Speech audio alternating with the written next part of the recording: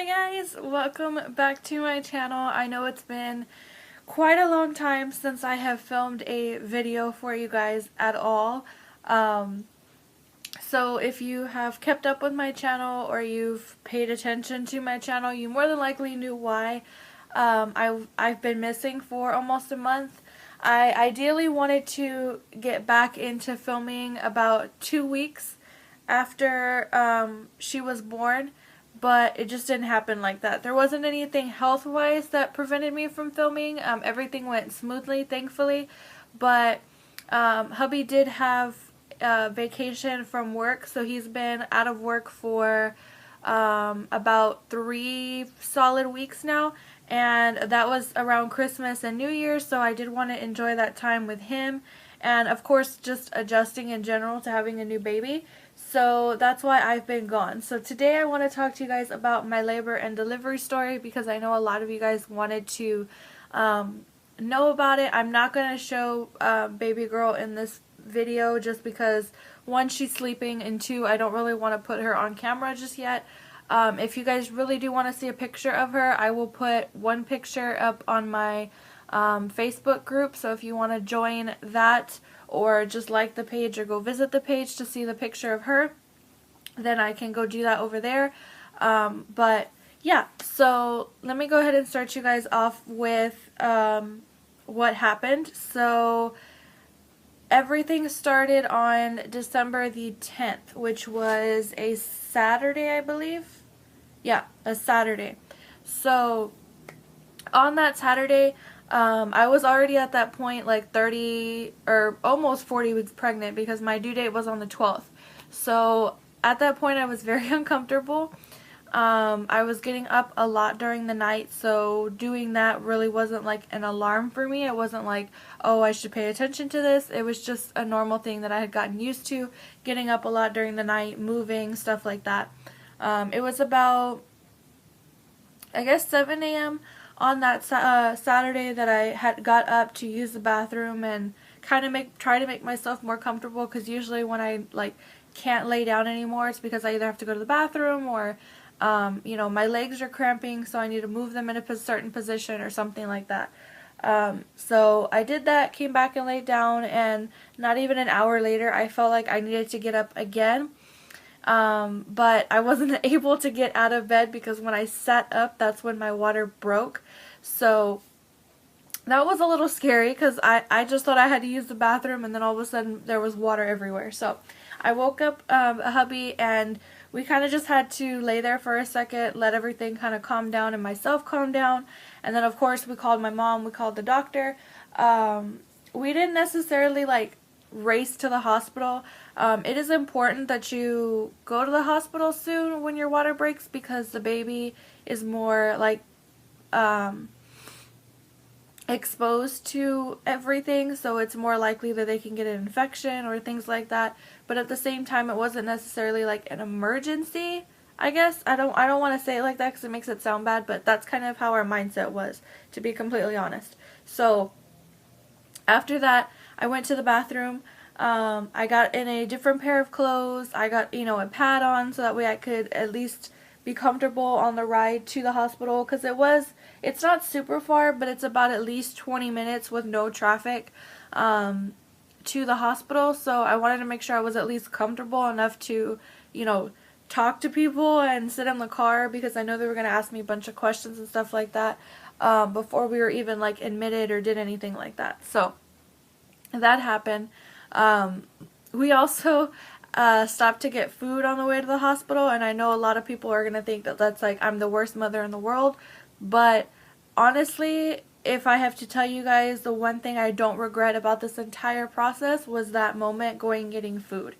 Now, obviously, if your pregnancy is different, if you had any complications with your pregnancy, like anything at all, if you're diabetic during your pregnancy, if they think you have preeclampsia during your pregnancy, or going to get, if you know you have an infection or something like that that you were made aware about by your doctor, then obviously don't do that. I had a normal pregnancy. There was nothing wrong with baby or with me.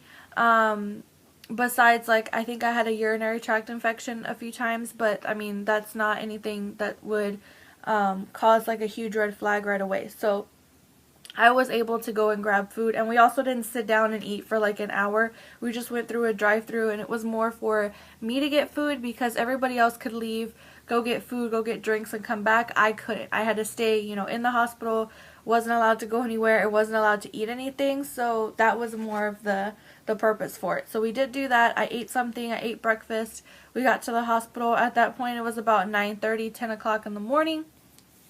So, we got there. I told them, you know, my water had broken. They weighed me, and then they put us in the triage area for quite a while. They did have to ask questions, and then they did have to check me to see how dilated I was and if I was even going to stay, because a lot of people, especially when you go in having like contractions a certain time apart, they first check you to see if it's false labor, because I had gone in there before with false labor because I was just dehydrated. However, with my water breaking and there being like fluid everywhere, they pretty much were dead set on keeping me, but it was just like their routine. They had to check me.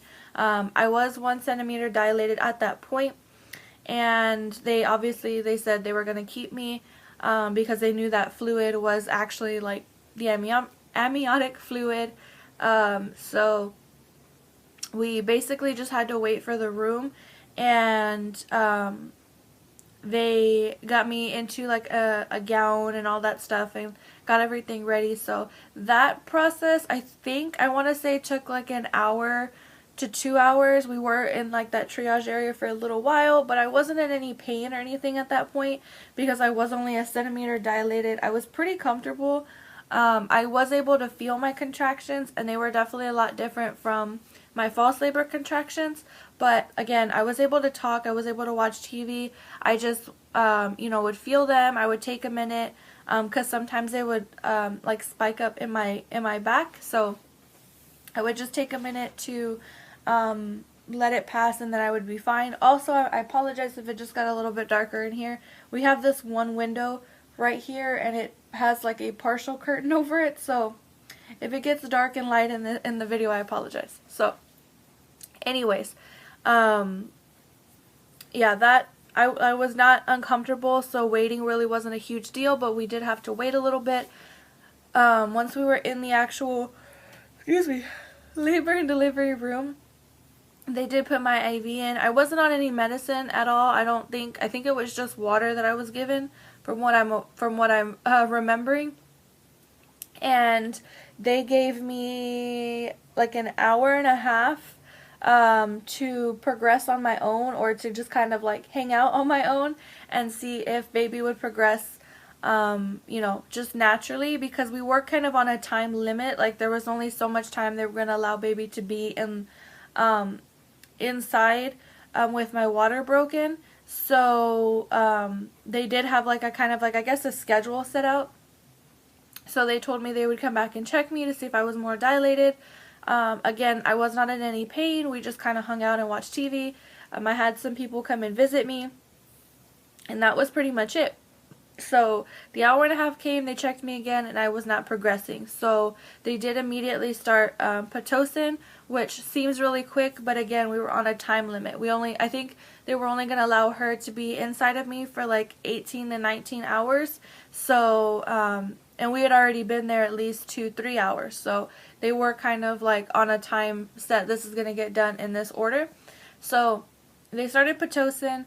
Honestly, I think it kicked in like within 5-10 minutes. They tried to tell me it was going to be like at least an hour. It wasn't. I did get contractions right after that, and those were pretty painful.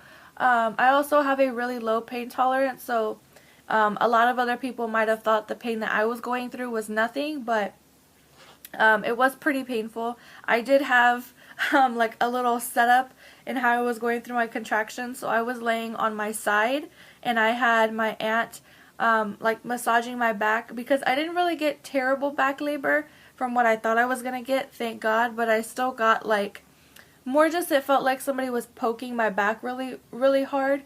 So I had her massage my back just to kind of like help me not feel that poking pain. And then I had my mom in front of me just kind of like talking to me, or being the person I could like squeeze my hand on, just something simple like that.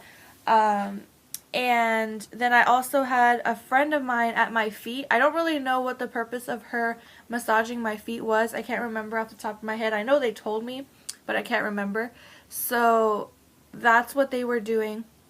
And that's how I went through contractions for, I felt like about an hour, but it was probably about like 2 hours-ish.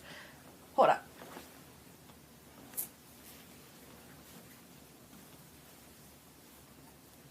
Okay. That's better. Sorry guys, the darkness was bothering me so badly. I don't like it. Hopefully this is much better lighting. So, yeah, I don't remember what the purpose of her massaging my feet was. It did help. It wasn't like that it was like useless. I just can't remember what exactly they were doing or why they were doing it. So, that was the setup we had for, again, about like another hour to 2 hours as the Pitocin kicked in and my contractions got stronger. So, then when they came back and checked me, I think it was like 3 or 4 centimeters that I was dilated now. So what they wanted to do now was have me lay on this little like peanut ball. And if you've watched labor and delivery stories or labor and delivery like vlogs where they actually show you what's going on, then you would see that ball in a lot of videos. More so if you go in with your water broken, like I said, because you're more on a time crunch. So they wanted to put me on that. So basically, or actually no, I'm sorry. I skipped a step. Before that happened, I actually got my epidural. So the nurse had told me that I wasn't allowed to get the epidural when they started the Pitocin. That's how I wanted to do it because I'm a big baby with pain, so I didn't want to have to go through any pain. But they did have me wait, so I did have to go through some contractions, and once I felt like I was very uncomfortable, like I wasn't screaming, but I was making a lot more noise than just kind of staying quiet. That's when I knew I was in like too much pain and I needed the epidural. And also you have to be very, very still when you're having your epidural because obviously it's a very sensitive area that they're messing with. So they didn't want me to, endure any more pain to where like I would be moving or like going like this or anything like that would mess up the epidural. So even though I was in pain, the contractions were painful, I was able to, sit like this and have them mess with my back and also listen to what they were telling me to do, calmly without being like hysterical or anything like that. Because once you get to that point, if you do get to that point, depending on your pain tolerance, they won't even let you get the epidural because they don't want you to be, unsafe or for something to happen to you or for you to get paralyzed or anything like that. They don't want that to happen to you. So they'd rather just not give it to you than put you in that position. So I got my epidural and it went just fine. The guy was really nice and explained everything to me, and like I said, I was able to sit through it and it wasn't like an excruciating pain or anything like that. So, excuse me. So that happened. I will say right after my epidural was put in, they did have me lay flat so that the medicine would go evenly to both legs like it was supposed to. I did get really, really shaky, like very shaky, like almost like needing to throw up kind of shaky, or like almost like my body was at like 30 degrees kind of shaky. I don't know why. I don't know the specific reasoning for it. It didn't damage me at all. It didn't cause me any issues or anything like that. They gave me medicine and it stopped it. The only explanation I have is that it's just a reaction to the medicine. So it is scary, like, to not have control of that, but it doesn't do any damage from what I heard or what I was told. So that's not something to panic over if that does happen to you. It does suck because you can't, like, talk or do anything because you're, like, shivering.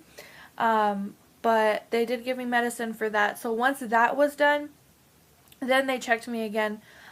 Because when they checked me the first time, when I came into the hospital, I was very uncomfortable with them checking me and stuff like that. So they allowed me to get the epidural so that it wouldn't be painful, and that way they could get, I guess, like a better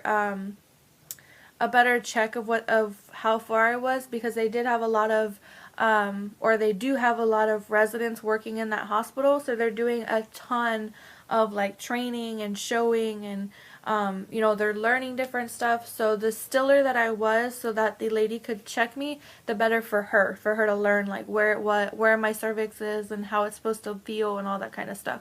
So they did do the epidural first, and they checked me again, and that's when they found out I was like 3 or 4 centimeters. So that's when the peanut ball was put into place. So of course at that point I didn't have any feelings, so they turned me onto my side like this and did the peanut ball this way.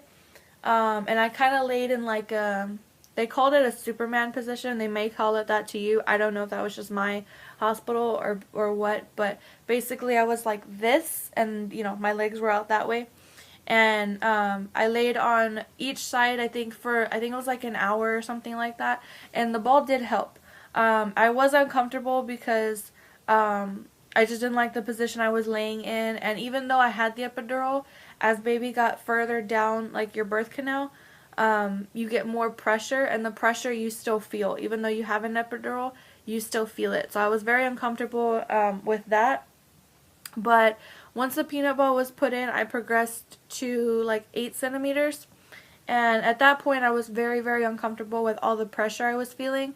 So they did give me some kind of medicine into the like IV thing that was connected to my epidural, and that helped. I don't know what it is, or like, you know, how to ask for it, but I told them what I was feeling. They brought this little syringe in, put it in, and it alleviated it. So like I said, I was 8 centimeters at that point. They gave me the medicine to help with the pressure that I was feeling. I was still laying on the peanut ball. And yeah, so then I was just waiting to progress more, which I did. And I think again it took like an hour to 2 hours. It was really fast, but I can't really exactly tell you guys how much time passed. So we finally got to 10 centimeters. They let me get off the ball, but I still had to wait because apparently baby's head was not like close enough to where I guess it should be in order to have like a successful pushing or whatever it is. So even though I was 10 centimeters at about like, I think at this point it was like midnight when they finally told me I was 10 centimeters, I wasn't allowed to push because baby's head was not close enough. And that could have taken like 10 minutes, or it could have taken a whole nother hour. So a lot of my family had left. It was just me, my mom, and obviously hubby, and I think that was it. I think everybody left except for them because they wanted to be there when baby was born. So that was what happened. So I think that it only took about 30-45 minutes. I don't think it took very long. But we did have to wait for her to come down, and that was probably the worst part of the entire labor because it was a lot of pressure, a lot of it in my back, and nothing I could do about it because they wouldn't let me push. So the only way I could describe that last like 45 minutes to an hour to you guys is like having to use the bathroom so incredibly bad, but you're not allowed to. And that was not only frustrating, like I was getting really agitated. I don't know if you guys can hear her in the background. She's like making noises. It's also like very, very uncomfortable because you know that if you push, you'll get like you'll be alleviated of this pain, but they don't let you. So basically what I was feeling is like a pain traveling from my mid back down to like where my butt was, and it would get super intense right there, and then it would let go. And so I was feeling that for the whole like 30-45 minutes. And then she was finally like close enough, and we had to wait for all the doctors to get in.